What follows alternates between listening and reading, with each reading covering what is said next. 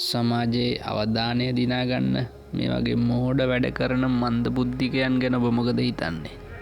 මේ වගේ මිනිස්සු අපහසුතාවයට පත්වන දේවල් කළා ඒවා සමාජ මාධ්‍යයේ දාලා අවධානය දිනා ගන්න හදන පහත් මානසිකත්වයෙන් යුත් මිනිසුන් ඕන තරම් දැන් සමාජයේ ඉන්නවා. සමාජයේ අසම්මත දෙයක් හරි කළා ඒ තුලින් ප්‍රසිද්ධිය ලබා ගන්න තමයි මේ අයට ඕන කරන්නේ.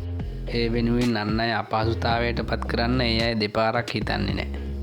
මොකද මේ අයට ඕන වැඩිපුර ෆලෝවර්ස්ලා. එහෙම නැත්නම් වැඩිපුර රියැක්ෂන්ස්.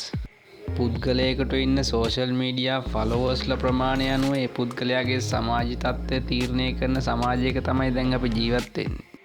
ඒ වගේ සමාජයක ඉතින් මේ වගේ මන්ද බුද්ධිකයන් බිහි වෙන එක 아무තු දෙයක් නෙමෙයි. මොකද සමාජය ඉල්ලන්නේත් මේ වගේ දේවල්. මිනිස්සුත් බැන බැන හරි කරන්නේ මේ වගේ දේවල්ම බලන එක තමයි.